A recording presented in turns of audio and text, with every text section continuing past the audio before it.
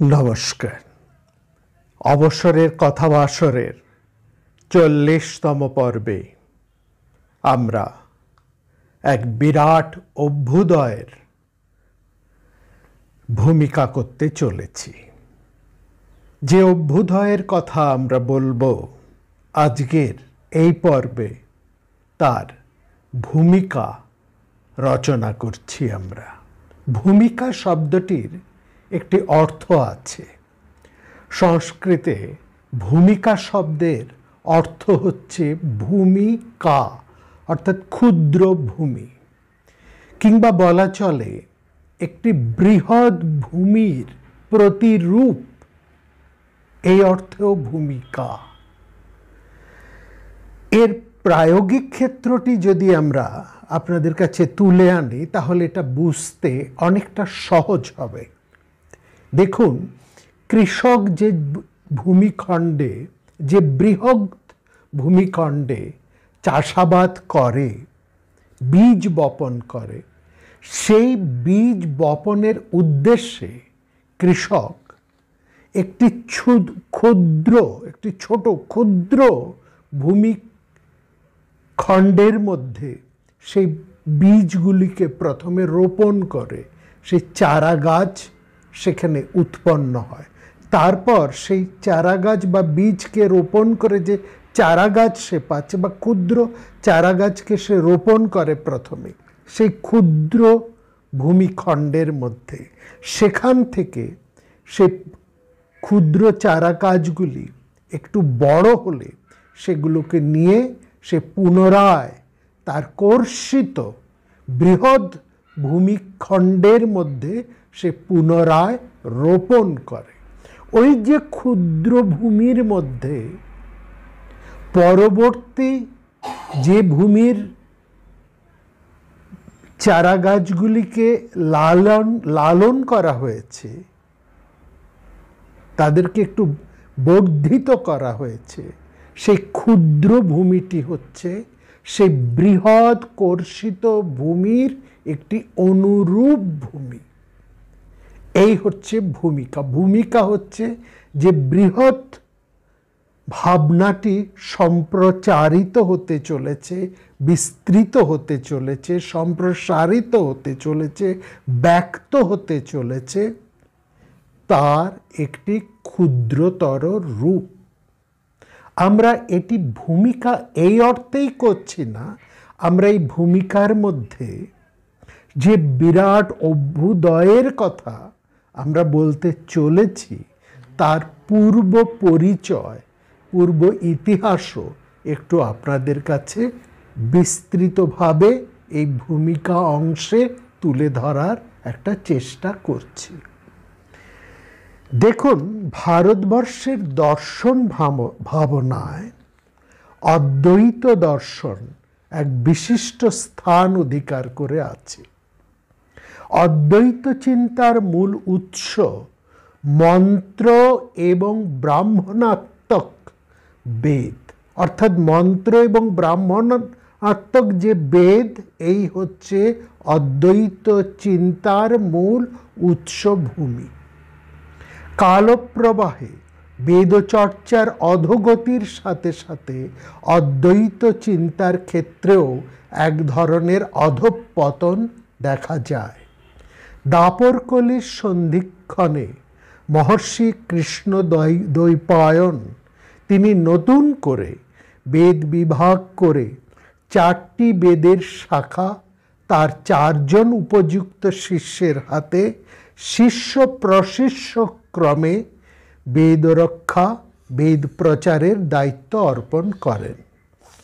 এর সাথে সাথে মহর্ষি ব্যাসদেব নিজে ব্রহ্মসূত্র, ইতিহাস, পুরাণ এবং স্মৃতি প্রভৃতির মাধ্যমে নতুন করে অদ্বৈত চিন্তার প্রসার ঘটান। ব্যাসদেবের পূর্বেও অদ্বৈত ভাবনার পরিচয় ভারতবর্ষের দর্শন ইতিহাসে সবিশেষভাবে পাওয়া যায়। কাশকৃষ্ণ, উড়লোমি, কার্ষঞ্জিনী, আত্রেয়, জৈমিনী, আত্মরথা, বাদরী, বাদরায়ণ, এই সকল মহর্ষিবৃন্দ এরা ব্যাসদেবের পূর্বসূরি এবং প্রত্যেকেই অদ্বৈত দর্শনের প্রবক্তা। লক্ষ্য করবার, এদের সবারই ব্রহ্মসূত্রের মতন বেদান্ত দর্শনের একটা রচনা ছিল। রচনা তাদের প্রত্যেকেরই ছিল বেদান্ত সূত্রের মতো। মহাভারতে সনত সুজাত সংবাদ আপনারা যদি ভালো করে লক্ষ্য করেন, দেখবেন সনক সনন্দন প্রভৃতি ব্রহ্মার মানসপুত্ররাও অদ্বৈত দর্শন নিয়ে আলোচনা করেছেন। ত্রেতা যুগে মহর্ষি বশিষ্ঠের অদ্বৈত দর্শন ভাবনার পরিচয় পাওয়া যায়। কুরুক্ষেত্রের যুদ্ধের পর হতে সমগ্র সনাতনী ভারতীয় সমাজে একটা শিথিলতা লক্ষ্য করা যায়। ব্যাসদেবের মতের নানা ধরনের ব্যাখ্যা আরম্ভ হয়।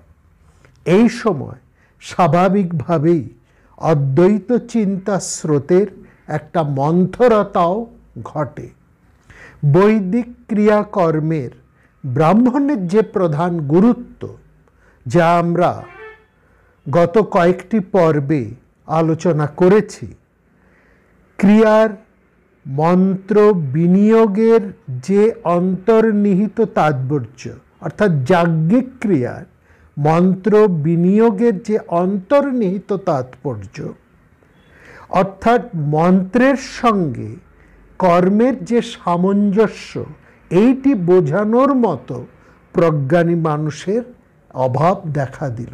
একথা আমরা কিন্তু সেই আলোচনায় বিশেষ করে বৈদিক ক্রিয়ার যে আন্তর্তাৎপর্য, এই পর্বে আমরা সেটি বিস্তারিতভাবে আপনাদের কাছে বলেছি।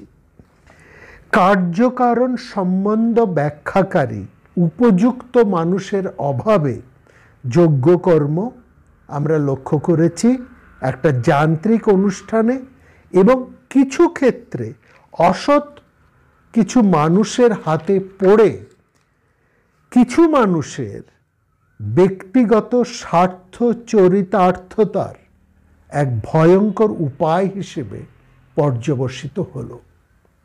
অর্থাৎ যজ্ঞক্রিয়া তার মূল ভাবনা হতে প্রকৃত হিত সাধনের লক্ষ্য হতে সরে গিয়ে এক শ্রেণীর মানুষের স্বার্থগত ফললাভের যন্ত্রে বা উপায়ে পরিণত হলো। এই হলো যাজ্ঞিক ক্রিয়ার একটা সবচাইতে গভীরতম অন্ধকার অধ্যায়। বুদ্ধদেব সে সময়ে অর্থহীন, অর্থাৎ তার সময়ের অর্থহীন শুষ্ক স্বার্থপর ক্রিয়াকারীদের দুর্বুদ্ধি এবং দুর্দশাকে লক্ষ্য করে বৈদিক যে যজ্ঞক্রিয়া তার ঘোরতর বিরোধী হয়ে উঠলেন। মনে রাখতে হবে, সাক্ষ্যসিংহ বুদ্ধদেব কিন্তু বেদ ধারায় সাধনা করে সিদ্ধি লাভ করেছিলেন। অমরকোষে বুদ্ধ সম্পর্কে বলা হয়েছে, সর্বজ্ঞ সুগতঃ বুদ্ধ অন্যয়বাদী বিনায়ক। সর্বজ্ঞ সুগত বুদ্ধ অন্যয়বাদী বিনায়ক। অন্যয়বাদী অর্থে শূন্যবাদী নয়, অদ্বৈতবাদী। অর্থাৎ বুদ্ধদেবের সাধনা অদ্বৈত দর্শনেরই ভিত্তিতে, তা কিন্তু স্বীকৃত সত্য। যে কথা দিয়ে এই আলোচনা আমরা আরম্ভ করেছিলাম, অদ্বৈত দর্শনের মূল উৎস মন্ত্র এবং ব্রাহ্মণাত্মক বেদ। মন্ত্র এবং ব্রাহ্মণ এক অন্যের অবিচ্ছেদ্য অংশ। কোনো একটি নিষ্ক্রিয়তা কিংবা অপপ্রয়োগ অপরাংশটিকেও দুর্বল করে দেয়। বেদ বৈঠকের বিগত 4টি পর্বের বিস্তৃত আলোচনায় আমরা এই সত্য আপনাদের কাছে তুলে ধরেছি। বুদ্ধদেব তার সময়ের ক্রিয়াকারীদের দুর্বুদ্ধি এবং দুর্দশাকে লক্ষ্য করে বৈদিক ক্রিয়া বা যজ্ঞ ক্রিয়ার ঘোর বিরোধিতা করেন। তিনি বৈদিক ক্রিয়াকর্মের মূল তাৎপর্য অনুধাবন কিংবা ব্যাখ্যা না করে বেদের প্রতি এক ধরনের উপেক্ষা প্রদর্শন করেন। ফলত বৌদ্ধ মত বেদের ওপর প্রতিষ্ঠিত হলেও তা মূলচ্ছেদী মতে পরিণত হয় এবং ফলশ্রুতি হিসেবে অদ্বৈত দর্শন লুপ্ত হতে আরম্ভ করে। যে শূন্য বা অবকাশকে বৈদিক দর্শনে সৎ, চিত এবং আনন্দস্বরূপ বলা হয়েছে, সেই শূন্যকে বৌদ্ধ মতে অসৎ বলা হলো। মায়াকল্পিত এই সংসারের অধিষ্ঠান বা মূলকে বৈদিক দর্শনে বলা হয়েছে সৎ স্বরূপ। মায়াময় এই জগতের মূল কেন্দ্রে অবস্থান করেন যে ব্রহ্ম, তিনি সৎ, নিষ্ক্রিয় এবং চৈতন্যময়। বৌদ্ধ মতে তাকে অসৎ বলা হলো। অসৎ অর্থাৎ যার কোনো অস্তিত্বই নেই। একটা উদাহরণ দিই, তাহলে ব্যাপারটা বুঝতে পারবেন। রজ্জুতে সর্পভ্রম। রজ্জু মানে দড়ি, অর্থাৎ অন্ধকারে একটা দড়িকে সাপ বলে মনে করা। এখানে বৈদিক দর্শন বলছে সাপটি দৃষ্টি বিভ্রম, অতএব মিথ্যা। কিন্তু দড়িটা তো বর্তমান, দড়িটা সত্য, সাপ নেই, সাপটি দৃষ্টি বিভ্রম, অতএব সাপটি নেই, কিন্তু দড়িটা আছে।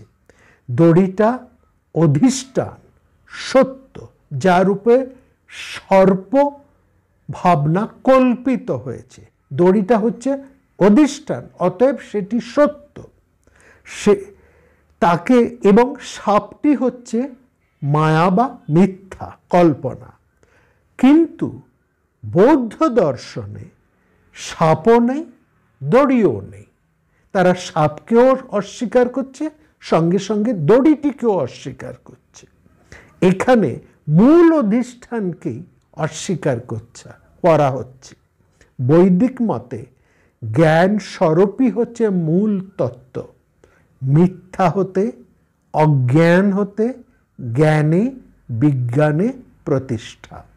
বৌদ্ধ মতে ক্ষণিক বিজ্ঞান ধারাই হচ্ছে মূল তত্ত্ব। ফলত আমরা দেখলাম ধীরে ধীরে বৈদিক অদ্বৈত মত বৌদ্ধ সংস্পর্শে বিকৃতাকার রূপ ধারণ করল।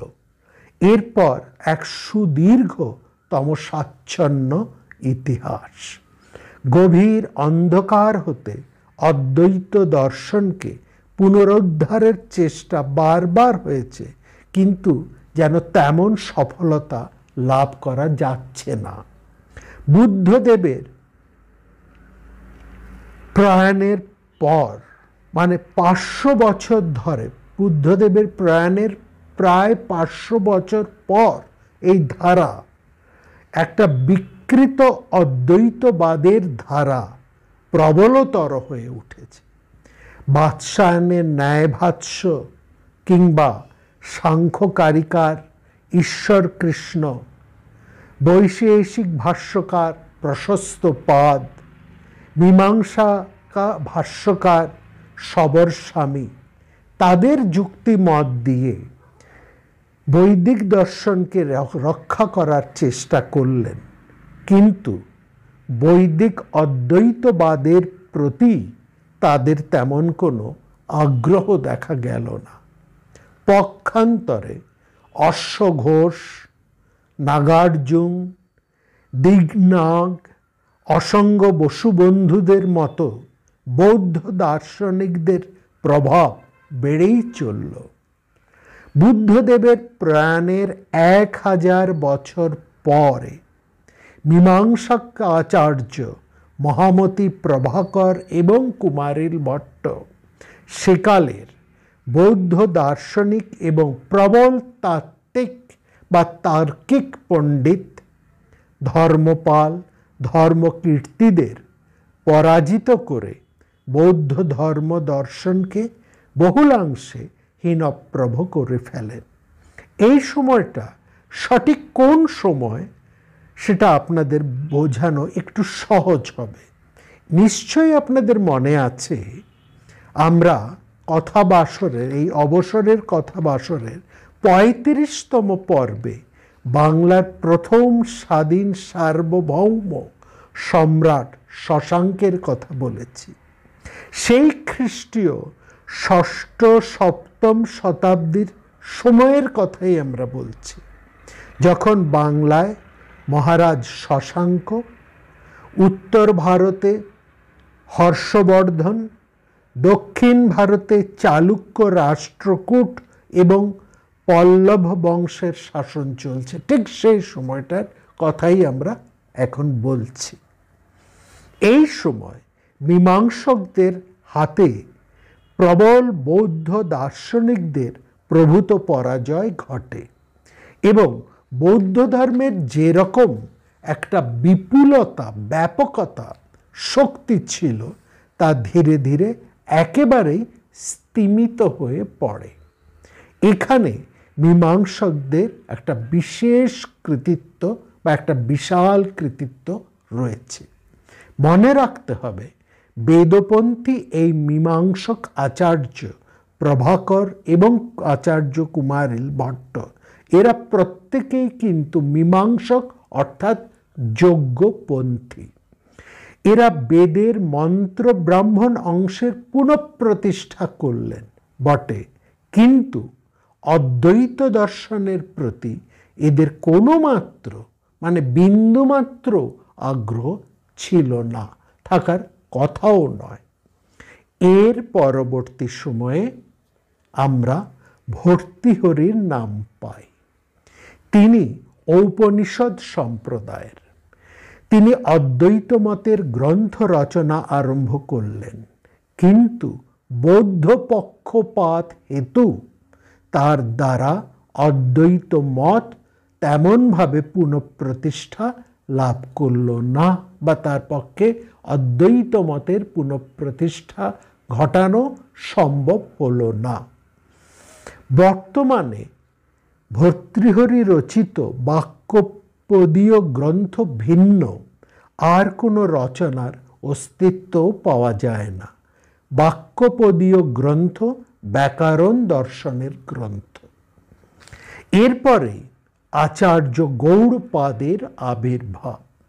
তার মান্ডুক্য কারিকা, সাংখ্য কারিকা, উত্তর গীতা ভাষ্য, শ্রী বিদ্যাতন্ত্র ভাষ্যের মাধ্যমে তিনি অদ্বৈত বেদান্তের মত শক্তিশালীভাবে নতুনভাবে প্রতিষ্ঠা করেন। বেদান্ত মতে এই গ্রন্থগুলি সর্বাপেক্ষা প্রাচীন গ্রন্থ।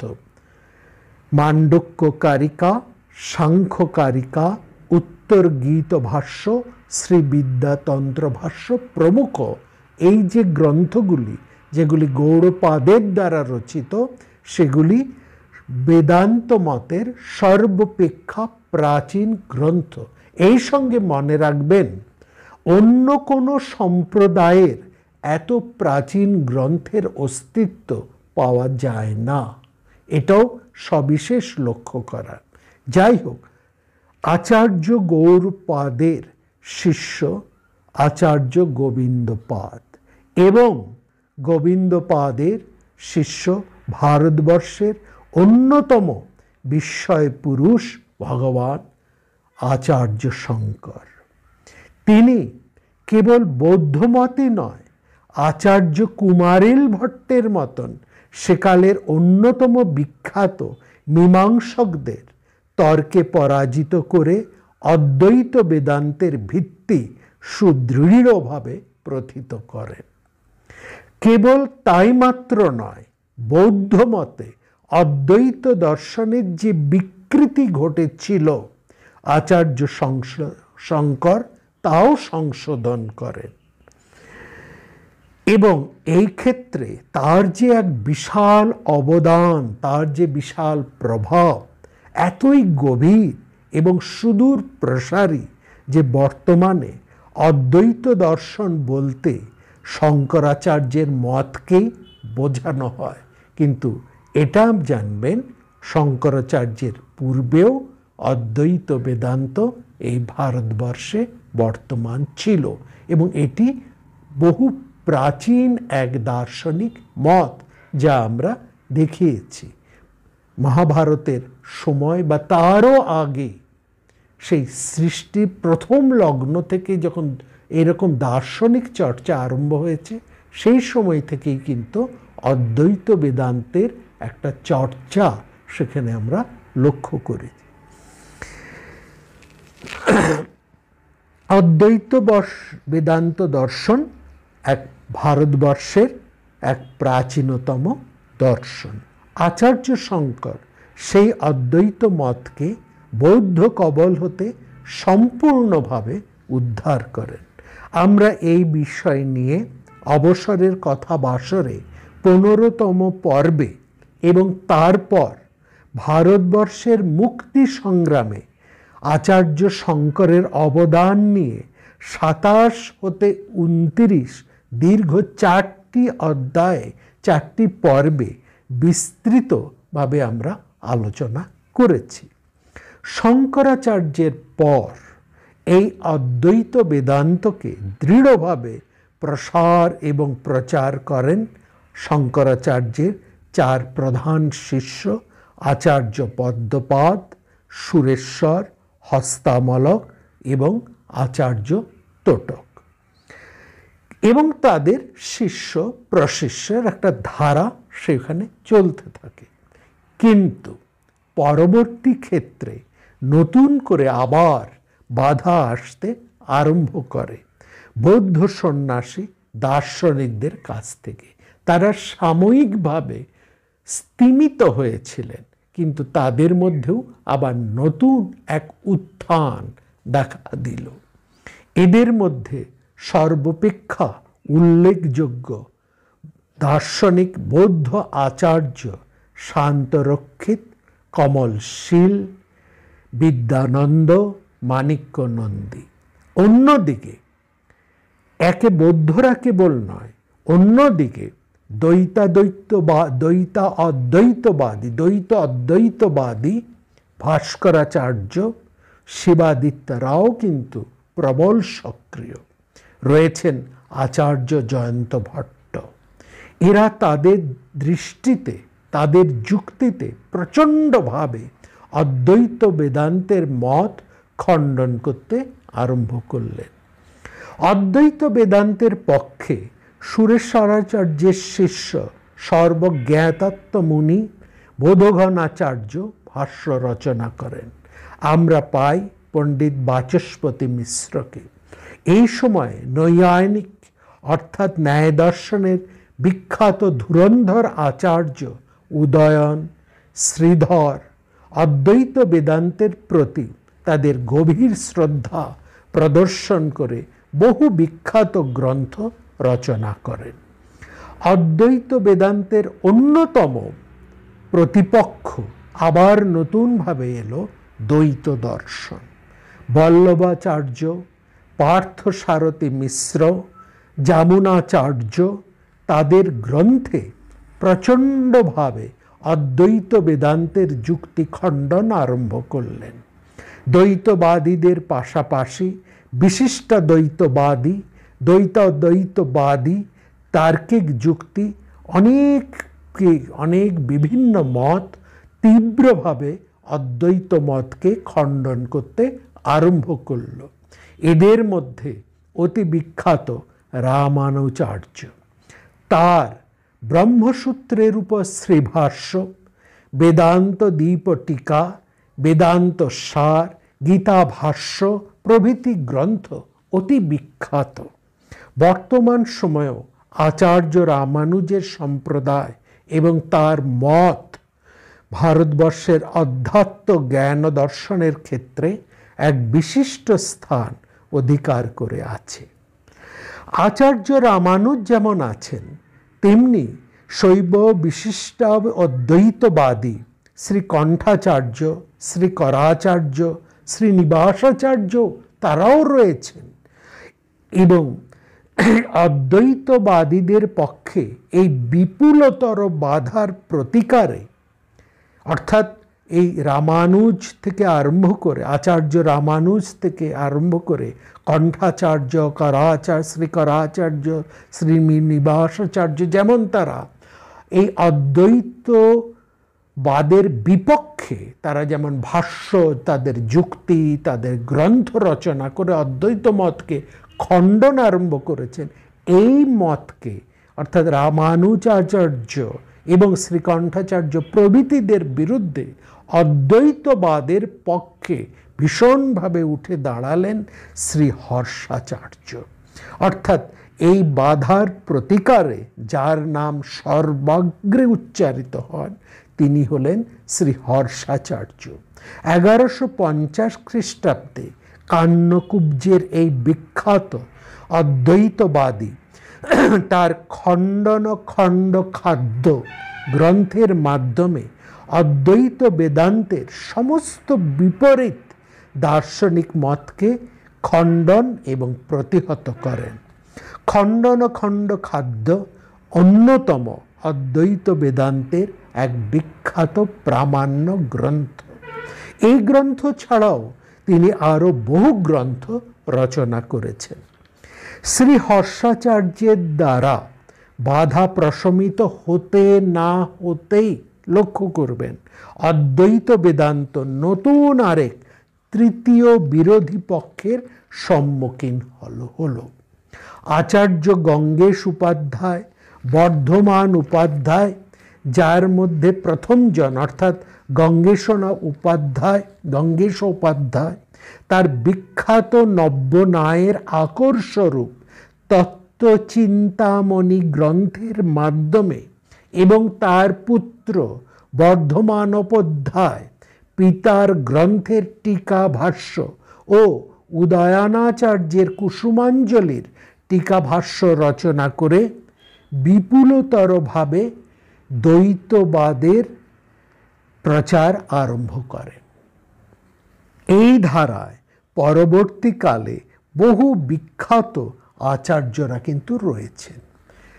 আমরা এই যে সমস্ত নামগুলি আপনাদের কাছে পরপর তুলে ধরছি, কিছু অদ্বৈত বেদান্তবাদীদের নাম, কিছু তাদের বিরোধী বা দ্বৈতবাদী, বিশিষ্টাদ্বৈতবাদী, দ্বৈতদ্বৈতবাদী, তারপরে নব্য ন্যায়বাদী, এই যে প্রমুখ জ্ঞানবৃদ্ধদের যে আমরা নাম উচ্চারণ করলাম, এটা কেবলমাত্র কতগুলো নাম জানিয়ে আপনাদের ধৈর্যকে, আপনাদের এই শ্রুতি মাধুর্যকে আমরা ব্যাহত করতে চাইছি না। এর একটা ভীষণ উদ্দেশ্য আছে। এরা প্রত্যেকেই হতে পারে যে এরা প্রত্যেকেই অদ্বৈত বেদান্তের বিরোধী পক্ষ, কিংবা অদ্বৈতবাদ এদের প্রত্যেকের এক বিরোধী পক্ষ, এটা ঠিক পরস্পর। কিন্তু মনে রাখবেন, এরা ভারতবর্ষের দর্শন চিন্তাকে কোন বিপুল স্তরে তুলে নিয়ে গেছেন, এবং এদের প্রত্যেকের গ্রন্থ দর্শন চিন্তার, আমাদের ভারতবর্ষের বৈচিত্র্যময় বিপুল গভীর যে ষড়দর্শন রয়েছে এবং তার যে নতুন নতুন ধারা, সেই জাহ্নবী ধারার মধ্যে তারা তাদের জ্ঞান রাশি সংযুক্ত করে এই ভারতবর্ষের জাহ্নবী দর্শন ধারাকে তারা পরিপুষ্ট করেছেন। এদের প্রত্যেকেই কিন্তু আমাদের ক্ষেত্রে নমস্য। যে ভারতবর্ষে যে কোনো একটি ধারাকে তারা অবলম্বন করেছেন, কিন্তু তা বলে অন্য ধারাকে তারা অশ্রদ্ধা করেননি। তারা নিজেদের মত এবং পথকে প্রতিষ্ঠা করতে গিয়ে অন্যের মতকে তারা খণ্ডন করেছেন, সেটা একটা আলাদা কথা। সেখানে তারা যুক্তি দিয়ে, তথ্য দিয়ে, তাদের মেধা, তাদের অনুভব, তাদের বিচারশীলতা দিয়ে তারা অন্য পক্ষকে প্রতিহত করেছে। আবার অপর পক্ষ তাদের যুক্তি, শাণিত যুক্তি, তাদের মেধা, তাদের পাণ্ডিত্য, তাদের প্রজ্ঞা দিয়ে সেই মতকে পুনর্খণ্ডন করে নিজেদের মতকে আবার পুনঃপ্রতিষ্ঠা করেছে। এই একটা ধারা চলেছে। এর দ্বারা কি হয়েছে? এর দ্বারা ভারতবর্ষের দর্শন কিন্তু পুষ্ট হয়েছে, এইটা মনে রাখবেন। সেই জন্য এই যে সমস্ত বুদ্ধ সম্প্রদায়ের এই সমস্ত যে দার্শনিকদের, আমরা বিভিন্ন মত ও পথের দার্শনিকদের যে নাম আমরা উচ্চারণ করলাম, লক্ষ্য করবেন সমস্ত সম্প্রদায় কিন্তু, সম্প্রদায় নির্বিশেষে সব মানুষই কিন্তু এদেরকে আনতভাবে শ্রদ্ধা জ্ঞাপন করেন। অর্থাৎ এটা ভাববেন না যে অদ্বৈতবাদীরা দ্বৈতবাদীদের ঘৃণা করে, কিংবা বিশিষ্ট দ্বৈতবাদীদের ঘৃণা করে, বা ন্যায়দেরকে ন্যায়বাদী, তার ন্যায় নব্য ন্যায় বা যারা ন্যায়ের পথে রয়েছে তাদের সাথে তাদের একটা ঘৃণার সম্পর্ক, বিরোধের সম্পর্ক, তা কিন্তু নয়। তারা তাদের মত বা তাদের যুক্তি নিয়ে তারা কিন্তু নিজেদের সাথে তারা তর্ক করছেন, নিজেদের যুক্তিকে প্রতিষ্ঠা করছেন, কিন্তু সব কিছুর শেষে তারা প্রত্যেকেই প্রত্যেকের প্রতি অতীব শ্রদ্ধাশীল এবং প্রত্যেককে কিন্তু চূড়ান্ত তাদের শ্রদ্ধা জ্ঞাপন করেছেন। এমনকি এটাও লক্ষ্য করা, এই যে অদ্বৈতবাদ যা বৌদ্ধ মতকে খণ্ডন করেছে, এই অদ্বৈতবাদ যেমন বৌদ্ধ মতকে খণ্ডন করেছেন, যেমন মীমাংসকদেরকে খণ্ডন করেছেন, আবার যেমন মীমাংসকেরা বৌদ্ধ মতকে খণ্ডন করেছে, তা বলে কিন্তু সেই সময় বৌদ্ধ দার্শনিকেরা তারা অদ্বৈতবাদীদেরকে ঘৃণা করতেন না, অশ্রদ্ধা করতেন না, কিংবা অদ্বৈতবাদীরা বা এই মীমাংসকেরা, পূর্ব মীমাংসকেরা, তারাও অন্যদেরকে অশ্রদ্ধা করতেন না। পরস্পরের প্রতি একটা শ্রদ্ধা ছিল, সম্ভ্রম ছিল। প্রত্যেকের এই যুক্তিশীল বিচারধারাকে অত্যন্ত শ্রদ্ধা করেছেন, চর্চা করেছেন। এইটা হচ্ছে বিশাল কথা, চর্চা করেছেন। আমি যখন অন্য মতকে খণ্ডন করব, তার আগে সেই মতটি কি সেটা আমাকে অত্যন্ত নিবিড়ভাবে অধ্যয়ন করতে হবে, অনুশীলন করতে হবে, সেটা জানতে হবে। আগে সেই মতটা আমাকে জানতে হবে প্রকৃষ্টভাবে, তারপরে সেই মতের যে ত্রুটিগুলো আছে সেগুলোকে অনুসন্ধান করে তারপর সেই ছিদ্র দিয়ে সেই মতকে খণ্ডন করা। এরকম এইসব ক্ষেত্রে আমরা দেখেছি, ইতিহাস তাই বলে, অনেক অন্য পক্ষের অর্থাৎ অদ্বৈত পক্ষের অনেকেই তারা এসে দ্বৈতবাদীর গুরুর কাছে শিক্ষা গ্রহণ করেছেন। আবার ঠিক উল্টোটাও ঘটেছে, অর্থাৎ পরস্পরের পাঠশালায় গিয়ে ছাত্র হিসেবে, শিষ্য হিসেবে পাঠ গ্রহণ করেছেন। গুরুর কাছ থেকে একেবারে শিষ্যত্ব গ্রহণ করে সে জ্ঞান আহরণ করেছেন। জ্ঞান আহরণ করে তারপরে সেই জ্ঞানের ত্রুটিটা কোথায় জেনে তারপরে তারা সেই মতকে ছেদন করেছে। এবং এই ক্ষেত্রে অনেকেই আবার পরবর্তী সময়ে সেই মতকে ছেদন করে সেই গুরুর কাছে গিয়ে নিজেদেরকে ক্ষমা প্রার্থনাও করেছেন যে আমি একটি বিশেষ উদ্দেশ্য নিয়ে আপনার শিষ্য হয়ে এসেছিলাম। আমার উদ্দেশ্য আপনার শিষ্যত্ব বা এই জ্ঞানটিকে শুধুমাত্র জানা নয়, আমি আপনার শিষ্যত্ব গ্রহণ করেছি এই জ্ঞানটিকে প্রকৃষ্টভাবে জানার জন্য, এবং এই জ্ঞানের কোথায় দোষ আছে প্রকৃষ্টভাবে না জানলে এই জ্ঞানের উইক পয়েন্টগুলো কি সেগুলো তো জানা যায় না, সেই জানার জন্যই আমি শিষ্যত্ব হিসেবে গ্রহণ করেছি। এখানে আমার অন্যায় হয়েছে, আপনাকে আমি প্রবঞ্চিত করেছি, আমি আপনার কাছে ক্ষমা প্রার্থী, আপনি আমাকে শাস্তি দিন। এই রকমভাবেও তারা গেছেন। গুরু কিন্তু অত্যন্ত প্রসন্ন হয়েছে, তিনি অনেক বড় মনের, উদার মনের তারা। তারা বলেছেন, আমি কিন্তু প্রথমেই বুঝেছি তোমার উদ্দেশ্য জেনেও গুরু কিন্তু তাকে শিক্ষাদান থেকে প্রবঞ্চিত করেননি, সরিয়ে দেননি।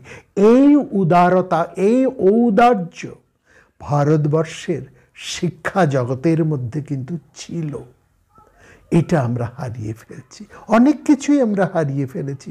এরকম গুরুদেরও হারিয়ে ফেলেছি, এরকম উদার শিষ্যদেরকেও হারিয়ে ফেলেছি। এমন উদারমনা গুরুও নেই, উদারমনা শিষ্যও নেই। যাই হোক, যে কথা বলছিলাম, এই যে বিখ্যাত সমস্ত আচার্যদের নাম আমরা নিচ্ছি, তাদের পরিচয় আমাদের জানা দরকার। তারা কি কাজ করেছেন সেটা আমাদের জানা দরকার। এটা তো সম্ভব নয় অবসরের কথা বাসরে তাদের প্রত্যেকের কথা তুলে ধরব, এটা সম্ভব নয়। কেবলমাত্র তাদের নাম এবং অতি সংক্ষিপ্ত একটি পরিচয় আপনাদের দিয়ে দিলাম। অন্তত নামটুকু আমাদের স্মরণে থাকুক, অন্তত তাদের নামটা আমরা জানি, আমরা এইটুকুর সাথে শুধু পরিচিত হই। একেবারে অপরিচিত হয়ে চলে যাব, এ কি হয়? তাদের নামটা আমরা অন্তত জেনে যাই, এবং যদি তারপর আমাদের সময় থাকে, আমাদের ইচ্ছে থাকে, তাদের কীর্তি নিয়ে আমরা দু চার কথা বলতেই পারি, কিংবা আপনারাও বিভিন্ন জায়গা থেকে তাদের সম্পর্কে জানবেন, জানা উচিত। শাস্ত্রে বলা হয়, বিখ্যাত মানুষদের জীবনচরিত অধ্যয়ন করলে তা প্রভূত ফলদান করে। এবং এইটা কি ফল? না, তাদের যে বিরাটত্ব, তাদের যে মহানত্ব, তার খানিকটা আঁচ আমরা পেতে পারি। সেই প্রভাবটুকু আমাদের মধ্যে আসে। বড়র কাছে দাঁড়ালে অতি ক্ষুদ্র খানিকটা বড়র সংস্পর্শে একটু বড় হয়ে ওঠার চেষ্টা ফল পায়। চন্দন গাছের কাছে নিম গাছ থাকলেও নিম গাছের মধ্যে চন্দনের একটা আভাস হয়তো বা আসে, বা চন্দন গাছের কাছে অন্যান্য বৃক্ষগুলো থাকলে তারা চন্দনের গন্ধে সুমধুর সুমোদিত হয়ে ওঠে। এটি হচ্ছে মূল কথা।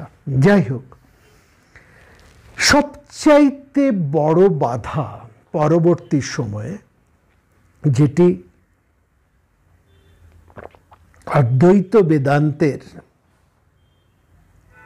কাছে এসে দাঁড়ালো, কিংবা আমরা বলি সবচাইতে বড় বাধা বা প্রতিপক্ষ হলেন দ্বৈতবাদী মধ্বাচার্য। তার অপর নাম বাসুদেব পূর্ণপ্রজ্ঞ, আনন্দতীর্থ নামেও তিনি পরিচিত। তিনি গীতা, উপনিষদ, ব্রহ্মসূত্রের ওপর নিজের সমতের ভাষ্য রচনা করেছেন। এছাড়াও তিনি প্রায় 40টির মতো প্রামাণ্য গ্রন্থ রচনা করেছেন। তার শিষ্য প্রশিষ্যদের মধ্যে অতি বিখ্যাত ত্রিবিক্রমাচার্য, পদ্মনাভাচার্য, বরদাচার্য প্রভৃতি।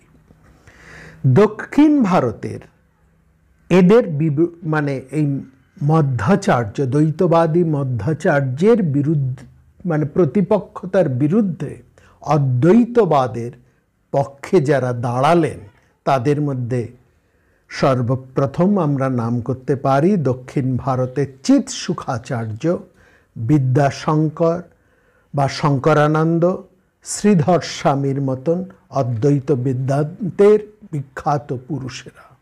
তারা মধ্বাচার্যের মত খণ্ডন করে অদ্বৈত বেদান্তের বহুল প্রচার ও প্রতিষ্ঠায় নিজেদের বিপুলভাবে আত্মোৎসর্গ করেন। সেখানে যেমন ভিন্ন দর্শনের বহু আচার্যদের প্রবল আবির্ভাব ঘটতে দেখি, তেমনি অর্থাৎ অদ্বৈত বেদান্তের বিপক্ষতায় যেমন বিভিন্ন মত ও বিভিন্ন পথের, বিভিন্ন দার্শনিক ধারার বহু বিখ্যাত আচার্যদের তাদের প্রবল উপস্থিতি আমরা যেমন দেখি, তেমনি অদ্বৈত বেদান্তের বহুমুখী প্রতিবাদর আচার্যদের উপস্থিতিও আমরা কিন্তু একই সঙ্গে লক্ষ্য করি। অদ্বৈত বেদান্তের বিপক্ষে যেমন অভক্ষ মুনি, বরদা বিষ্ণু আচার্য, সুদর্শনাচার্য প্রমুখদের বিরাট উপস্থিতি লক্ষ্য করা যায়, তেমনি এদের যুক্তিকে প্রতিহত করার ক্ষেত্রে অদ্বৈত বেদান্তের পক্ষে আচার্য ভারতী তীর্থ, সায়নাচার্য, বিদ্যারণ্য স্বামীর মতন প্রবলতর যুক্তিপূর্ণ দার্শনিক মানুষ, তারা বহু বিখ্যাত গ্রন্থ রচনা করেন। তবে একথা সবিশেষভাবে উল্লেখ আমাদের করতে হবে, প্রথমে বৌদ্ধ এবং মীমাংসকদের প্রতিপক্ষতায় এবং পরবর্তী সময়ে দ্বৈতবাদ, বিশিষ্ট দ্বৈতবাদ, দ্বৈতবাদের প্রতিপক্ষতা, কিন্তু অদ্বৈতবাদকে অনেক যুক্তিপূর্ণ, শানিত এবং গভীর বিজ্ঞানসম্মত দর্শনের মহাসিংহাসনে প্রতিষ্ঠিত করেছে। অর্থাৎ যত বেশি অদ্বৈত বেদান্ত সেই প্রথম থেকে, মানে প্রথমে বৌদ্ধ, তারপরে মীমাংসক, তারপরে দ্বৈতবাদ, বিশিষ্ট দ্বৈতবাদ, দ্বৈতবাদ, তারপরে তার্কিক, তারপরে নব্যন্যায়বাদী, এত যত আক্রমণ চতুর্দিক থেকে অদ্বৈত বেদান্তের উপর এসে পড়েছে, অদ্বৈত বেদান্ত নিজের আত্মপক্ষকে সমর্থন করতে গিয়ে এবং সেই সঙ্গে বিরোধী পক্ষের মত খণ্ডন করতে গিয়ে এই অদ্বৈত বেদান্ত কিন্তু ধীরে ধীরে অনেক যুক্তিপূর্ণ, শানিত এবং গভীর বিজ্ঞানসম্মত, এইটা আমরা বলবো, অদ্বৈত বেদান্ত কিন্তু বিজ্ঞানসম্মত এক দর্শন। অর্থাৎ বিজ্ঞানসম্মত অর্থে যা যুক্তি দ্বারা প্রতিষ্ঠা করা সম্ভব, যার মধ্যে কোনো কল্পিত ভাবনা নাই, যার মধ্যে প্রবলতর যুক্তি আছে, যুক্তি দিয়ে যাকে প্রতিষ্ঠা করা যায়। এবং যুক্তিসম্মত বলে কিন্তু বর্তমান সময়ে পাশ্চাত্যের মানুষেরা অদ্বৈত বেদান্তের প্রতি অনেকাংশে আগ্রহ প্রকাশ করছে। এবং এইভাবে এই অদ্বৈত বেদান্ত দর্শনের মহাসিংহাসনে প্রতিষ্ঠিত হয়েছে। যত প্রবল হতে প্রবলতর প্রতিপক্ষ উপস্থিত হয়েছে, আত্মপক্ষ প্রতিষ্ঠার ক্ষেত্রে, যেটা আমরা একটু আগেই বললাম, এই অদ্বৈত বেদান্তবাদী দার্শনিকেরা, অদ্বৈত বেদান্তবাদী দার্শনিকেরা ততই নিজেদেরকে সমৃদ্ধ হতে সমৃদ্ধতর করে, দীপ্ত হতে দীপ্ততর, দৃপ্ত হতে দৃপ্ততর করে তুলেছেন। অদ্বৈত বেদান্ত হয়ে উঠেছে প্রবল যুক্তিপূর্ণ, আধুনিক এবং স্বচ্ছতর চিন্তার ক্ষেত্রে এক উন্নততর দর্শন। এটা ঠিক, অন্যান্য দর্শনগুলিও কিন্তু সমান গুরুত্বপূর্ণ, কিন্তু অদ্বৈত বেদান্ত যেহেতু সমস্ত দর্শনের সাথে একলা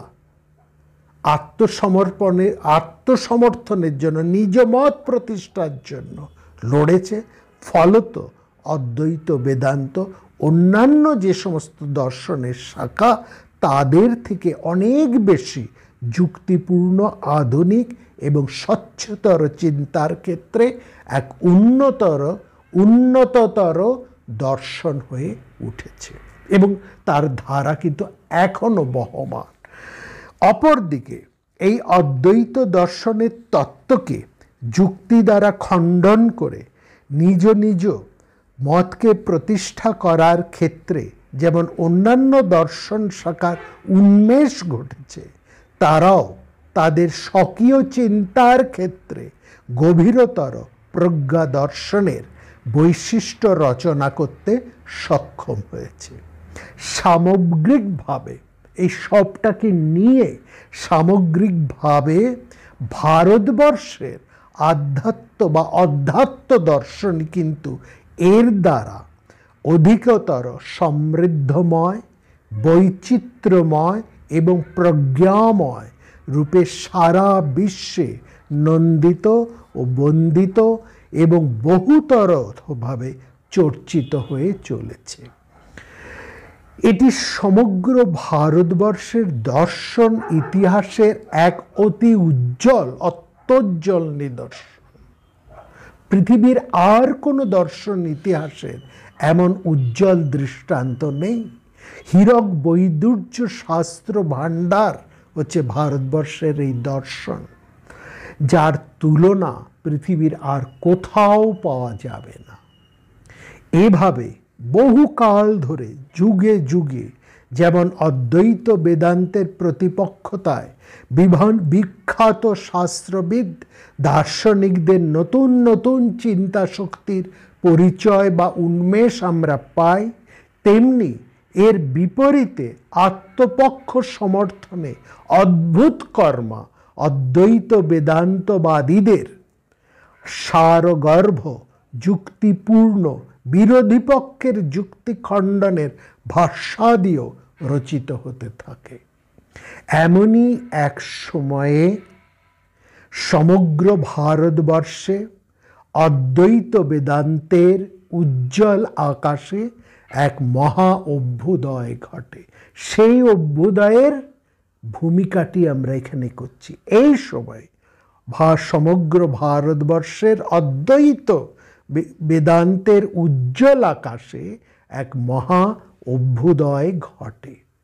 আচার্য শঙ্কর যেমন দক্ষিণ ভারত তথা সমগ্র ভারতবর্ষের এক মহা অভ্যুদয়, আচার্য প্রজ্ঞাপুরুষ অভিনব গুপ্ত যেমন উত্তর ভারতের আকাশে এক মহা অভ্যুদয়, যার কথা আমরা বলেছি, তেমনি আমরা বলতে চলেছি আগামী পর্বে পূর্ব ভারতের আকাশের এক মহা অভ্যুদয়ের কথা, যাকে বলা হয় আধুনিক অদ্বৈত বেদান্ত চিন্তা স্রোতের এক মহৎ আবির্ভাব।